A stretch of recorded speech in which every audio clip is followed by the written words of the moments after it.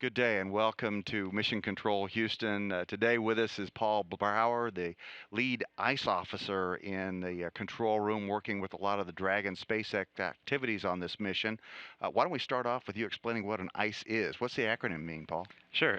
So we're the integration systems engineer, and our job is basically to integrate with all of our visiting vehicle partners that come to the International Space Station on the U.S. segment. So my job is to kind of be in communication with those guys. I'm supposed to be the expert here in Houston on their vehicle systems and how they connect up to the International Space Station. So I kind of keep an eye on what their systems are doing and what our systems are doing, and make sure that we can all play well together in space, in orbit. Okay. Now, we've all heard a lot about the visiting vehicle officer, and this is a little bit different from what they do. Can you compare those a little bit? Sure. So the visiting vehicle officer, they're actually from our division here at NASA that's responsible for trajectory. So they do orbital mechanics and guidance, and they're basically looking at how the vehicle is approaching the space station, how it's coming in from a guidance perspective, and we're looking at all of the systems. So we're looking at the communications, we're looking at the power levels, we're looking at the propulsion system. So the VVO, Sean O'Rourke for this particular mission, and I, we work really closely together to make sure together that we understand how that spacecraft is working and that it's going to come safely to the space station. Okay. Well, what specifically have been your big challenges of this mission? There's there's been a few. The first time you fly a new vehicle, it's always challenging, right? You never know what you're going to expect, and we spend a lot of time with the SpaceX team, and we spend a lot of time here in Houston trying to prepare for whatever might come our way. But inevitably, what happens on orbit is never what you expect exactly, right? So we had a few challenges with this particular flight. We had some computers on the Dragon decide to lock up on us, and we were able to reboot them. We had some sensors go bad as we were flying, some sensors on some of the propulsion system, and we had to take care of that. And then we had some problems a little bit with some of the laser rangers and some of the thermal imagers that they use to figure out how far away they are from the space station as we were coming on the approach. And that was on the Dragon side. On the space station side, we actually had a couple problems with our GPS system on the space station right before their mission started. So we were a little bit worried. We actually replaced one of the GPSs on the space station. We had the crew go do that. But those locked up on us a couple times, and we actually use that GPS data. We send it over a radio link to Dragon, so that Dragon can kind of figure out where it is and where the space station is and fly to us. So it was definitely an interesting and challenging mission, but I think in the end we won against all of the demons coming after us. So That's great. How's it been to work with the Dragon team? it's been a really cool experience. I remember when I first started working with those guys about 3 years ago. We went out to lunch and we were telling them some of the stories that we've had to of things we've had to deal with on the space station. We've had shuttle missions where we've had all the 5 Russian computers lock up, and we've had loss of attitude control, and we're trying to recover from all of that. And I remember watching the SpaceX guys, their eyes kind of getting wide as they're listening to all of the challenges that we've had to deal with in the past. And um, they've done a phenomenal job, coming in and having to deal with some of those same kind of things themselves on this mission. So I really think they did an uh, excellent job working with us, getting contingency procedures ready, and just really calmly handling everything that happened on this flight to get us up to the space station. So Usually communications about various issues, especially problem issues, are yeah. really crisp on the NASA side. Is it the same way working with the SpaceX folks? Uh, yes, I think maybe the only exception is being their first flight. I could hear a lot more cheering in the background, but their team was the team that was actually flying the vehicle. I mean, very professional, very calm, and very crisp flying the mission. But you could hear in the background, they had almost their whole company, I think, standing behind the glass of mission control watching, and a lot of those engineers who had poured 5, 6, 7 years of their lives into this mission, cheering loudly. So every time. We were trying to get something done right at the very end at a big moment like the capture moment. You could hear those guys in the background, which was pretty exciting actually. So have you had a chance to visit the SpaceX control room yourself? Yeah, actually, we went over there quite a few times as we were getting ready for this mission. We got to see sort of what they have it set up. But I was actually pretty amazed. We end up they designed their control center completely independently of us designing ours, but we kind of ended up with a lot of the same sorts of tools. We have plotting tools and mission control and things that monitor telemetry and give us little warnings if something's going wrong.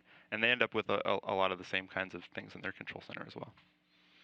they have come at things a little bit differently from some of the other visiting spacecraft and cargo vehicles we've dealt with in terms of the Japanese HTV and the European Space Agency's ATV. They've taken a unique approach in some of these. Can you pull out one of those and talk to us about an example of how those things differ? Uh, yeah, I think probably one of the most interesting things about their team is I think here at NASA we have people who are sort of dedicated to mission control. They just do operations, and we have people dedicated to engineering.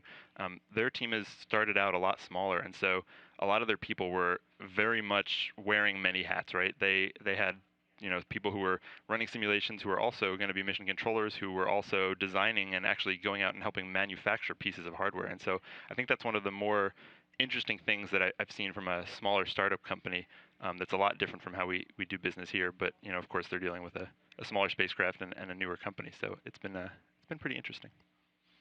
Okay. Well, hey, tell us a little bit about yourself. Where are you from originally, and what was your path to get here to NASA?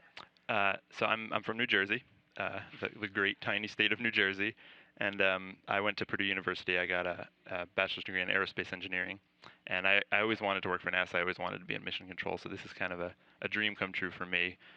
When I was at Purdue, I did a bunch of space societies, and I did some experiments actually where we flew on the NASA zero gravity plane. I designed some experiments that we flew up there. So I got really involved in NASA early on. I did our co-op program here, and then came here to work in mission control. That's great. And are there any special qualities that you and any ICE team member you feel brings to bear here in mission control? I mean, everybody there's a different set of skills for every position here. What's the thing that makes ICE people stand out? I think most of the controllers here today, we've had the space station up for 10 years, and a lot of them have a pretty, I'd say, stable system in that it's not, we're not building up the space station much anymore. The ICE team has to deal with a lot newer stuff now than most of the other controllers who now have, got their procedures sort of matured over 10 years. And so we're dealing with a lot more uncertainty, which is a lot of what the space station was 10 years ago when it was first being built. But I think that's what makes us a little bit different today is that we have to be prepared a little bit more for the unknown, being that these are brand new spacecraft coming up for the first time, and you just never know what's going to happen.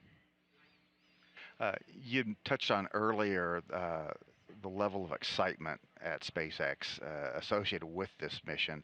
Can you share a little bit of that from behind the scenes on how that's manifesting itself with your team? Sure.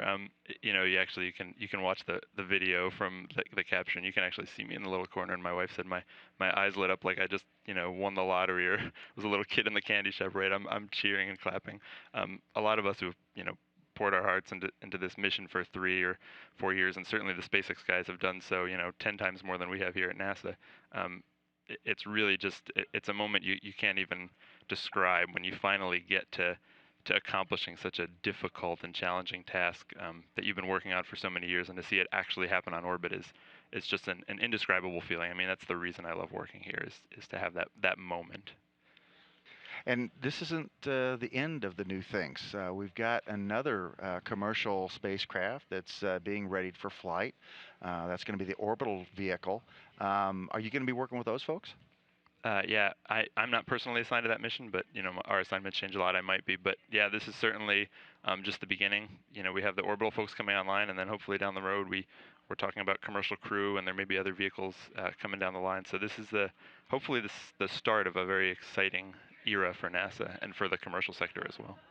And of course, now that we've accomplished the first demonstration mission for SpaceX and Dragon, they've got a formal commercial resupply flight that's scheduled to happen later this year. Are you going to be working that one? Yes, I'm assigned to be the lead on that one. We're already talking about getting our little planning meetings together to prepare for that mission. So yeah, it's going to be a busy year for my group for sure. Great. Well, hey, Paul Brower, thank you so much for being here from the ICE console today in Mission Control. We really appreciate your help. Yeah, absolutely. Thanks for having me.